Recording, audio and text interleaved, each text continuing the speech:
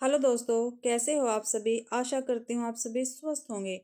मैं आप सभी का अपने चैनल हिंदी क्लासेस में बहुत बहुत स्वागत करती हूँ।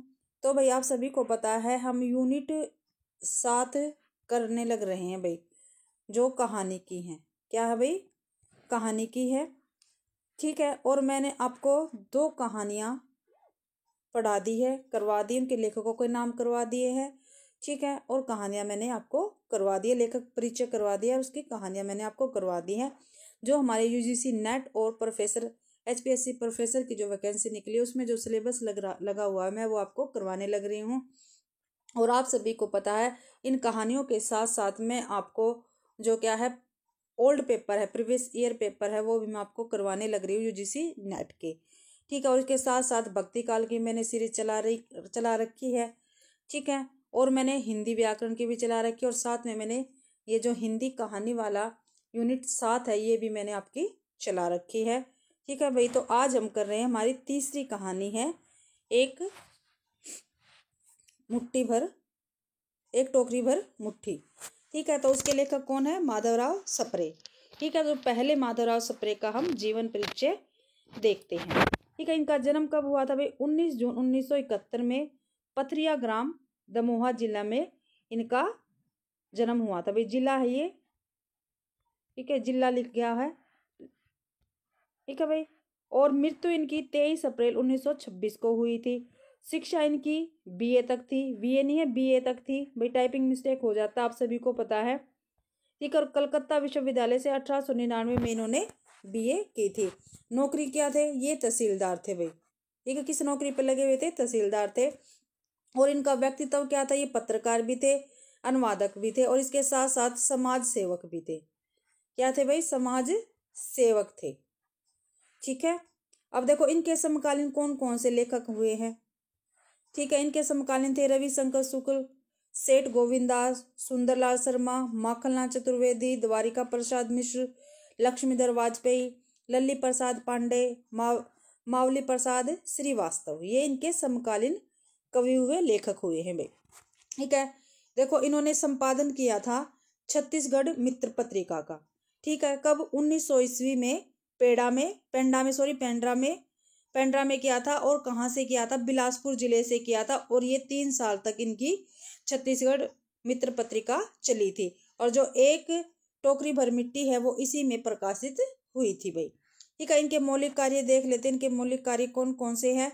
ठीक है भाई। तो 1917 में, ठीक है, ये 1917 आएगा, ये मैंने एक लगा रखा है। 1917 में गीता रहस्य लोकमान्य तिलक, ठीक है, क्या इसका अनुवाद किया था। गीता रहस्य लोकमान्य तिलक ने लिख रखा था और इसका अनुवाद इन्होंने किया था। फिर 10 बोध समर्थ दास रामदास की थी, फिर इनका अनुवाद इन्होंने किया। ठीक है। माधवराव सप्रे ने इनका अनुवाद किया था। फिर 1901 में एक टोकरी भर मिट्टी, ठीक है, हिंदी की पहली कहानी थी इनकी। किसकी? माधवराव सप्रे की। फिर 1920 में महाभारत, ठीक है, जो चिंतामणि विनायक वैद्य ने लिखा था उसका इन्होंने अनुवाद किया हिंदी में। ठीक है। दत्त भार्गव मराठी से अनुवाद किया है, हिंदी में इनका अनुवाद हुआ है। ठीक है। जितने अनुवाद हुए वे हिंदी में ही हुए हैं। ठीक है। श्री रामचरित्र ये भी मराठी से हिंदी में अनुवाद हुआ है भाई। ठीक है। एकनाथ चरित्र ये भी मराठी से अनुवाद हुआ है हिंदी में। आत्मा विद्या मराठी से हिंदी में अनुवाद हुआ है। ठीक है। और इन्होंने ही किया है माधवराव सप्रे ने। और 1982 में माधवराव सप्रे की कहानियां, ठीक है, देखो आपको पता है सिर्फ हमारे सामने माधवराव सप्रे की एक ही कहानी आती है और वो कहानी है हमारी एक टोकरी भर मिट्टी। ठीक है। लेकिन और भी कहानियां हैं। ठीक है। 1982 में जो माधवराव सप्रे की कहानियां थी उनका संपादन किया है देवी प्रसाद वर्मा ने। ठीक है। 10वां है माधवराव सप्रे प्रतिनिधि संकलन विशेष। ठीक है। ये एक कविता है, सॉरी, ये एक पुस्तक है और इसके संस्थापक कौन है? मैनेजर पांडे। ठीक है भाई, मैनेजर पांडे है माधवराव सप्रे प्रतिनिधि संकलन विशेष के। अब देखो भाई ये विशेष यहाँ पे नहीं आना था, ये विशेष नीचे आना था यहाँ पे। ठीक है। देखो इतनी टाइपिंग मिस्टेक होती है जब हम पीडीएफ बनाते हैं। ठीक है। विशेष यहाँ पे आएगा। हिंदी के प्रथम कहानी लेखक के रूप में जाने जाते हैं। इनके बारे में विशेषता है इनकी। 1924 में हिंदी साहित्य सम्मेलन के देहरादून अधिवेशन में सभापति रहे थे कौन? माधवराव सप्रे। भारतीय स्वतंत्रता संग्राम में अग्रणीय भूमिका रखने वाले कौन है? माधवराव सप्रे जी हैं। हिंदी में अर्थशास्त्रीय चिंतन की परंपरा का प्रारंभ इन्होंने ही किया था। कुछ लोग इन्हें हिंदी प्रथम समालोचक भी कहते हैं। भाई हिंदी में प्रथम समालोचक भी इनको ही कहते हैं, माधवराव सप्रे को। ठीक है, आगे है 1902 में काशी नागरिक प्रचारणी सभा के विज्ञान कोश को मूर्त रूप देने की जिम्मेदारी इन्होंने ही ली थी। भाई ठीक है, 1920 में जबलपुर में हिंदी मंदिर की स्थापना की थी। ठीक है, 1921 में रायपुर में राष्ट्रीय विद्यालय की ओर से पहला कन्या विद्यालय जिसका नाम है जानकी देवी महिला पाठशाला की स्थापना की और ये आज वर्तमान में चल रहे हैं। ठीक है, अब हम करते हैं, ये तो हो गया हमारे माधवराव जो सप्रे हैं उनका जीवन परिचय। ठीक है, अब हमारी कहानी है कौन सी? एक टोकरी भर मिट्टी। कौन सी भाई? एक टोकरी भर मिट्टी। ठीक है, और ये हमारी तीसरी कहानी और किसकी? ये माधवराव सप्रे की कहानी है। ठीक है, तो इसकी पृष्ठभूमि देखते हैं। जो हमारी कहानी है उसकी पृष्ठभूमि है, यह कहानी 1901 में छत्तीसगढ़ मित्र पत्रिका में सर्वप्रथम प्रकाशित हुई। ठीक है भाई, जो कहानी है हमारी एक टोकरी भर मिट्टी, ये 1901 में छत्तीसगढ़ मित्र पत्रिका में सर्वप्रथम प्रकाशित हुई थी। ठीक है, देवी प्रसाद वर्मा और अधिकांश विद्वान द्वारा सहमति बनी कि यह कहानी हिंदी की प्रथम मौलिक कहानी है। यह आदर्शवादी कहानी है भाई। ठीक है, अब देखते हैं प्रतिपाद्य क्या है, यानी कहानी के अंदर क्या है भाई। जमींदार द्वारा अपने महल के अहाते क्या होता है भाई? आंगन के लिए एक बूढ़ी विधवा की झोपड़ी हटाने और जमींदार की आंख खुलने के पश्चात झोपड़ी की जमीन वापस देने की छोटी सी आदर्शवादी कहानी है। ठीक है, ये इसका क्या है? प्रतिपाद्य है भाई, कहानी के अंदर है ये। ठीक है, जमींदार द्वारा अपने महल के अहाते के लिए एक बूढ़ी विधवा है भाई।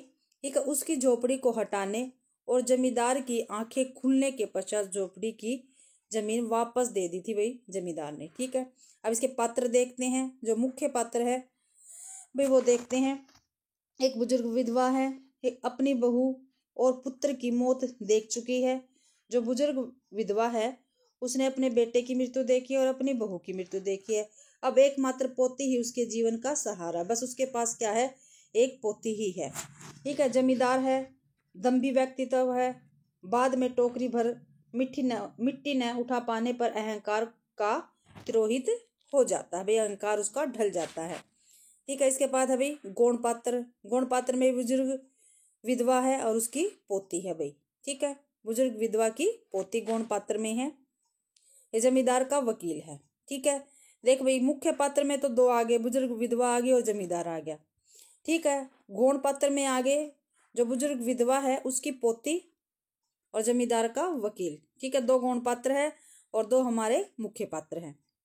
ठीक है, अब विशेष देखते हैं कहानी में क्या कुछ विशेषता है या विशेष है।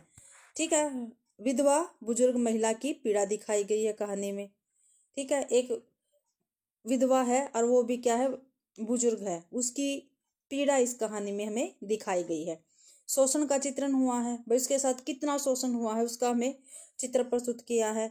कहानी की मूल संवेदना क्या है? हृदय परिवर्तन।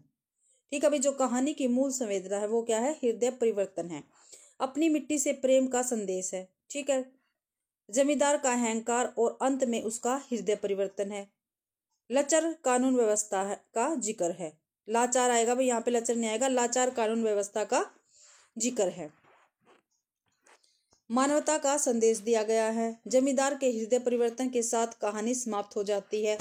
वर्ग भेद, गरीब बुजुर्ग महिला, अमीर जमींदार। ठीक है, वर्ग भेद दिखाया गया किस किस के बीच? एक तो गरीब बुजुर्ग महिला है और एक अमीर जमींदार है। कहानी का केंद्रीय तत्व क्या है? आदर्शवाद है। क्या है भाई कहानी का केंद्रीय तत्व? आदर्शवाद है। अब देखते हैं भाई इसके जो प्रमुख उदाहरण हैं वो हम देखते हैं।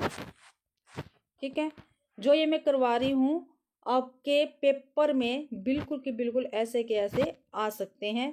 ठीक है, देखो भाई पहला है उदाहरण, किसी श्रीमान जमींदार के महल के पास एक गरीब अनाथ विधवा की झोपड़ी थी।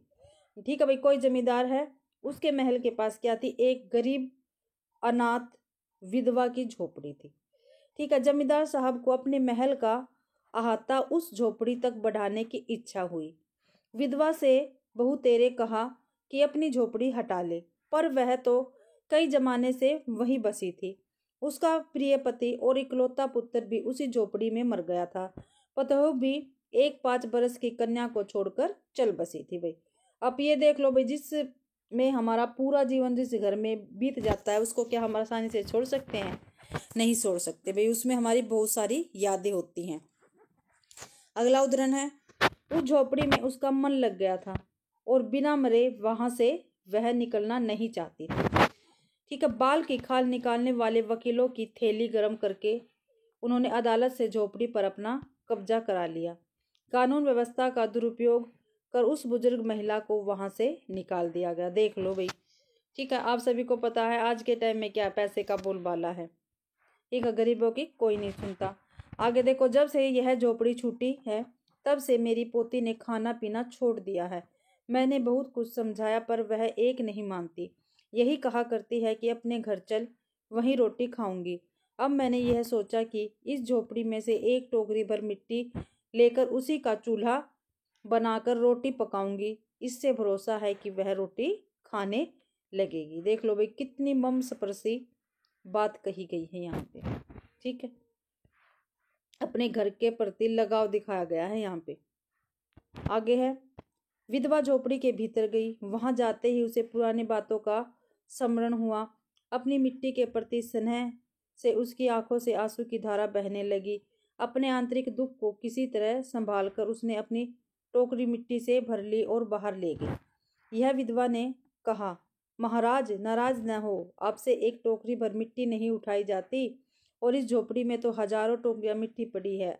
उसका भार आप जन्म भर क्यों कर उठा सकेंगे? आप ही इस बात पर विचार कीजिए। ठीक है, ये महिला ने कहा जो जमींदार था उससे। जमींदार साहब धनमंद से गर्वित हो अपना कर्तव्य भूल गए थे, पर विधवा के उपयुक्त वचन सुनते ही उनकी आंखें खुल गई। कृतकर्म का पश्चाताप कर उन्होंने विधवा से क्षमा मांगी और हृदय परिवर्तन होने से उसकी झोपड़ी वापस दे दी। ठीक है भाई, ये थी हमारी आज की कहानी, एक टोकरी भर मिट्टी। ठीक है भाई, माधवराव सप्रे की। ठीक है, आप सभी को पता है भाई, मैंने आपको माधवराव सप्रे का जीवन परिचय करवा दिया है। ठीक है, कहानी करवा दी है कंप्लीट आपकी। ठीक है, और इसी के साथ हमारी क्या है, आज की क्लास कंप्लीट होती है। आशा करती हूँ आप सभी को मेरी क्लास पसंद आई होगी। अगर आप सभी को मेरी क्लास पसंद आती है तो प्लीज़ मेरी वीडियो को लाइक कीजिए, ज़्यादा से ज़्यादा शेयर कीजिए और कमेंट तो आप करना ना भूलें, जिससे मुझे फीडबैक आपका मिलता रहे। और अगर आपको किसी भी पर्सन में डाउट है, ठीक है, किसी भी बात पर डाउट है, तो प्लीज़ आप मुझे कमेंट कीजिए, मैं उसका उत्तर अवश्य दूंगी। ठीक है, और मेरे चैनल को सब्सक्राइब जरूर कीजिए। आप सभी को पता है मेरा चैनल नया है, तो प्लीज़ सपोर्ट करना। ठीक है, और मेरी क्लास देखने के लिए आप सभी का बहुत बहुत धन्यवाद।